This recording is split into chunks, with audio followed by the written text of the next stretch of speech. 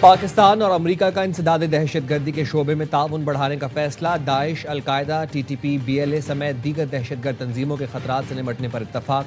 پاک امریکہ انسداد دہشت گردی مذاکرات کا چوتھا دور واشنگٹن میں ہوا۔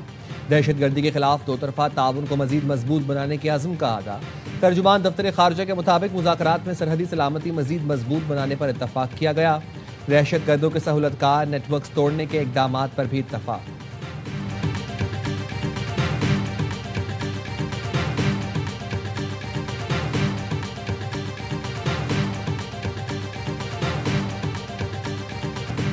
بھارت کے 5 اگست 2019 کے غیر قانونی اقدام کے خلاف یوم استحصال کشمیر۔ دنیا بھر میں مقیم کشمیری آج یوم استحصال منا رہے ہیں۔ وفاقی دارالحکومت اسلام آباد میں وزارت خارجہ سے ڈی چوک تک ریلی، وفاقی وزراء اور ارکان پارلیمنٹ کی شرکت۔ کراچی اور پشاور سمیت ملک کے دیگر شہروں میں بھی ریلیاں اور مظاہرے۔ کشمیری عوام کی غیر متزلزل استقامت اور قربانی کے جذبے کو سلام پیش کیا گیا۔ صدر آصف علی زرداری اور وزیر اعظم شہباز شریف کا کشمیری عوام سے مکمل یکجہتی کا اظہار۔ کہا، بھارت کا یک طرفہ اقدام عالمی قوانین کی خلاف ورزی ہے۔ مقبوضہ کشمیر کی متنازع حیثیت تبدیل نہیں کی جا سکتی۔ یوم استحصال کشمیر پر مسلح افواج کا کشمیری عوام سے غیر متزلزل یکجہتی کا اعادہ۔ Field marshal Syed Asim Munir, naval chief admiral Naveed Ashraf اور air chief marshal Zaheer Ahmed Babar کا مشترکہ پیغام۔ کہا، مقبوضہ جموں و کشمیر میں آبادی کا تناسب تبدیل کرنے کی کوششیں تشویشناک ہیں۔ بھارتی اشتعال انگیز بیانات اور جارحانہ طرز عمل خطے کے امن کے لیے خطرہ ہیں۔ جنوبی ایشیا میں پائیدار امن مسئلہ کشمیر کے منصفانہ حل سے مشروط ہے۔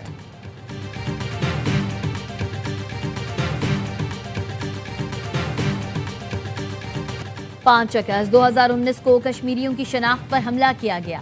بھارتی اقدام کو پاکستان کبھی تسلیم نہیں کرے گا۔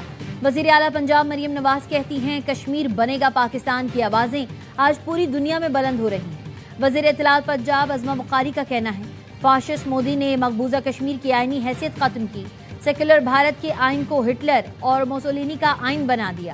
پاکستان اپنے کشمیری بھائیوں کی ہر سطح پر حمایت جاری رکھے گا۔ سندھ کے سینئر وزیر شرجیلا میمن کہتے ہیں، بھارت نے عالمی قوانین کی خلاف ورزی کی۔ پیپلز پارٹی ہمیشہ کشمیری عوام کے حق خود ارادیت کی مضبوط حامی رہی ہے۔ کشمیری عوام کی آواز ہر عالمی فورم پر بلند کرتے رہیں گے۔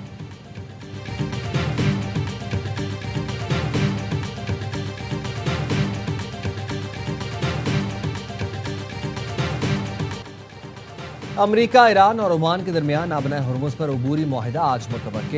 امریکی نیوز ویب سائٹ ایکزیوس کے مطابق امریکی عہدیدار نے بتایا، مجوزہ معاہدہ 60 روز کے لیے ہوگا۔ معاہدے کے تحت آبنۂ ہرمز میں پھنسے تجارتی جہاز ایران کے سمندری راستے، نئے آنے والے جہاز عمان کے سمندری راستے سے گزریں گے۔ عبوری معاہدے کی مدت کے دوران کسی قسم کا ٹول یا ٹرانزٹ فیس وصول نہیں کی جائے گی۔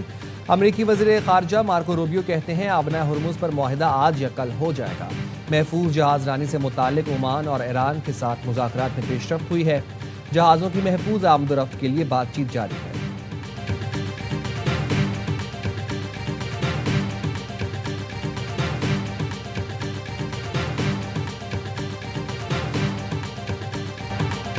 ایران کبھی جوہری ہتھیار حاصل نہیں کر سکے گا۔ امریکی صدر ڈونلڈ ٹرمپ کہتے ہیں، مذاکرات ناکام ہوئے تو ایران کو سخت فوجی کارروائی کا سامنا کرنا پڑے گا۔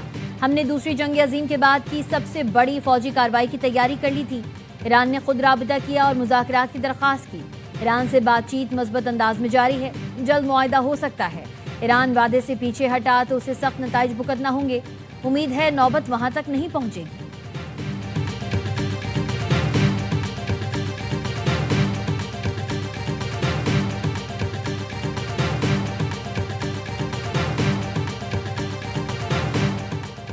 یمن کے ساحل کے قریب حملے میں بھارتی تجارتی جہاز غرقاب۔ یمن کے وزیر ٹرانسپورٹ کے مطابق حوثی باغیوں نے تجارتی جہاز پر حملہ کیا۔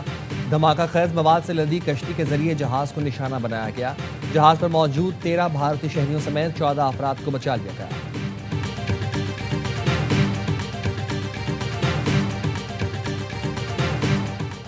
نائب وزیر اعظم اسحاق ڈار مقبوضہ بیت المقدس سے متعلق وزارتی اجلاس میں شرکت کے لیے اردن پہنچ گئے۔ دفتر خارجہ کے مطابق اجلاس میں عرب لیگ اور پاکستان سمیت دیگر اسلامی ممالک کے وزرائے خارجہ شریک ہوں گے۔ مقبوضہ بیت المقدس میں تیزی سے بگڑتی صورتحال کے بارے میں متوقع موقف تیار کیا جائے گا۔ اسحاق ڈار دیگر ممالک کے وزرائے خارجہ سے ملاقاتیں بھی کریں گے۔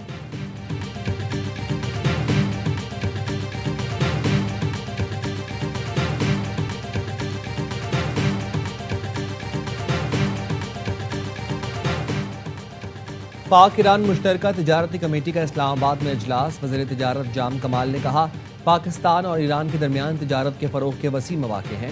پاکستان ایران آزادانہ تجارتی معاہدے پر بات چیت ہوئی ہے۔ تجارت میں حائل رکاوٹوں کو دور کرنے کے لیے اقدامات کیے جائیں گے۔ زرعی مصنوعات کی تجارت کو فروغ دیا جائے گا۔ دونوں ممالک نے تجارت بڑھانے اور باہمی تعاون کو وسعت دینے کا عزم کیا۔ سرحدی تجارت اور لاجسٹکس میں رکاوٹیں دور کی جائیں گی۔ سرحدی تجارت کو مزید آسان اور مؤثر بنایا جائے گا۔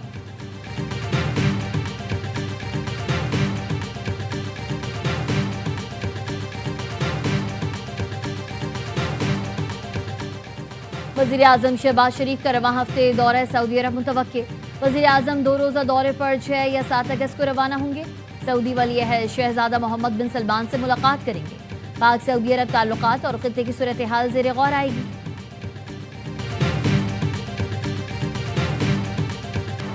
کراچی کے نوجوان تاجر میر رضا علی کی پراسرار موت کا معمہ حل نہ ہو سکا۔ پولیس کو میر رضا کی ایپل واچ سے اہم ترین ڈیٹا مل گیا۔ لین دین کے حساب سمیت دیگر معلومات ہیں۔ میر رضا کی ابتدائی پوسٹ مارٹم رپورٹ اور تصاویر میں تضاد۔ پولیس سرجن ڈاکٹر سمیہ کا کہنا ہے رپورٹ کے نتائج تصویروں سے میچ نہیں کر رہے، جس سے شکوک و شبہات جنم لے رہے ہیں۔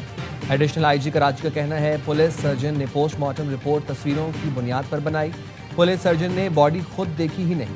پوسٹ مارٹم رپورٹ پولیس نہیں MLO دیتا ہے۔ پولیس نے LMO کی رپورٹ پر اپنی رائے بنائی۔ پولیس سرجن کو اپنی رائے تحریری طور پر دینی چاہیے تھی، نہ کہ میڈیا پر۔ میر رضا کے اہل خانہ چاہیں گے تو دوبارہ پوسٹ مارٹم کے لیے قبر کشائی کی جا سکتی ہے۔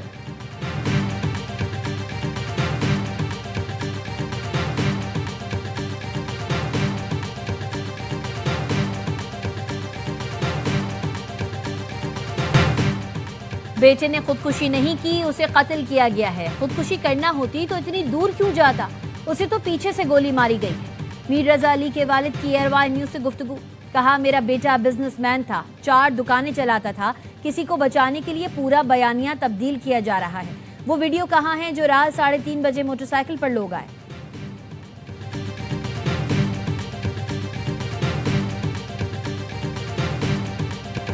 آزاد کشمیر میں 2 حلقوں پر الیکشن۔ LA 28-2 مظفر آباد سے پیپلز پارٹی کے بازل نقوی کامیاب۔ LA 27 مظفر آباد 1 پر ووٹوں کی گنتی جاری۔ پیپلز پارٹی کے سردار جاوید ایوب کو برتری۔ حکومت اور اسٹیبلشمنٹ ایک پیج پر ہیں، یکسوئی سے ملک کو آگے لے کر جانا چاہتے ہیں۔ شہباز شریف سے موزوں کوئی وزیر اعظم نہیں۔ وفاقی وزیر پارلیمانی امور ڈاکٹر طارق فضل چودھری کہتے ہیں آزاد کشمیر میں انتخابات پیپلز پارٹی حکومت کی نگرانی میں ہو رہے ہیں۔ بلاول بھٹو الزام لگانے سے قبل اپنے وزیر اعظم سے باز پرس کریں۔ پیپلز پارٹی کے مرکزی حکومت سے الگ ہونے کے امکانات نہیں، نئے صوبے اتفاق رائے سے بننے چاہیے۔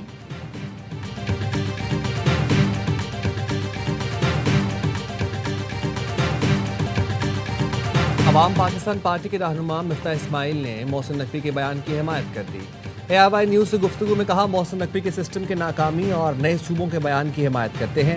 نئے صوبوں کے قیام پر پیپلز پارٹی نہیں مانتی تو پھر شاید کراچی کو وفاق کے ماتحت چلایا جائے۔ اگر پیپلز پارٹی درمیان کا راستہ مان لیتی ہے تو کراچی بااختیار وفاقی فنڈز ڈویژن بن سکتا ہے۔ سندھ کی طرح پنجاب میں بھی سارا نظام سینٹرلائز کر دیا گیا ہے۔ دیہی سندھ میں بھی لوگ نظام کی تبدیلی چاہتے ہیں۔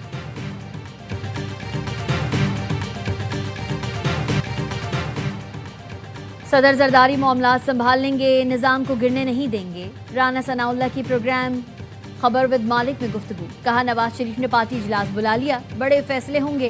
وزیر مملکت طلال چودھری کہتے ہیں بلاول دل بڑا کریں، لیڈر شکست پر روتے اچھے نہیں لگتے۔ پاکستان کا ہر علاقہ پنجاب جیسا ترقی یافتہ بننا چاہتا ہے۔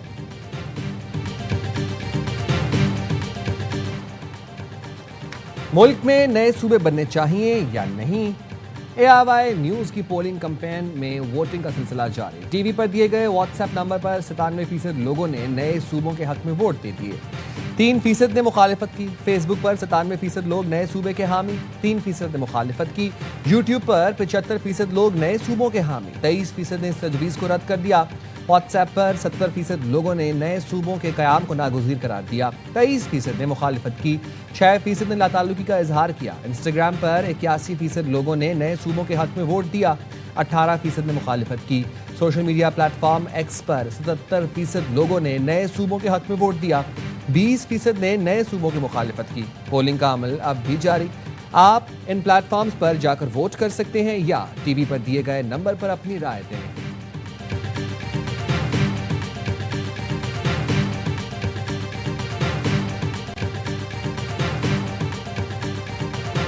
فیلڈ مارشل سید عاصم منیر کا این ڈی اے میں ہیڈ کوارٹرز میں نیشنل ایمرجنسیز آپریشن سینٹر کا دورہ۔ چیئرمین این ڈی اے میں نے مانسون صورتحال آفات سے نمٹنے کے انتظامات پر بریفنگ دی۔ فیلڈ مارشل سید عاصم منیر کا جان و مال کے تحفظ کے لیے مکمل تیاری اور مؤثر ادارہ جاتی رابطوں پر زور۔ ہنگامی صورتحال میں فوری اور مؤثر رد عمل کو ناگزیر قرار دیا گیا۔ کہا پاک فوج سول انتظامیہ اور این ڈی اے میں کی ہر ممکن معاونت کے لیے مکمل تیار ہے۔ ریسکیو اور بحالی کی کارروائیوں میں پاک فوج بھرپور کردار ادا کرے گی۔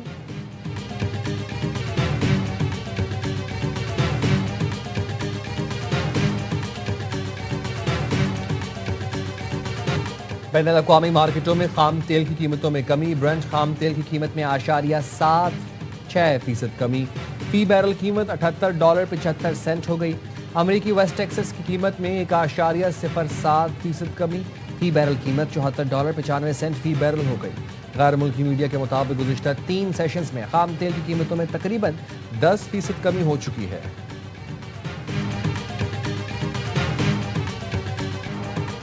پیٹرول $3.39 فی لیٹر سستا ہو گیا۔ ڈیزل کی قیمت میں بھی $4.07 فی لیٹر کمی کر دی گئی۔ پیٹرول کی نئی قیمت $328.56 فی لیٹر مقرر۔ ڈیزل کی نئی قیمت $385.86 فی لیٹر ہو گئی۔ پیٹرول اور ڈیزل کی قیمت میں کمی کا نوٹیفیکیشن جاری۔ پاکستان سٹاک مارکیٹ میں مثبت رجحان، بینچ مارک 100 انڈیکس کی 1,79,000 کی سطح بحال، 2200 پوائنٹ سے زائد کا اضافہ دیکھا جا رہا ہے۔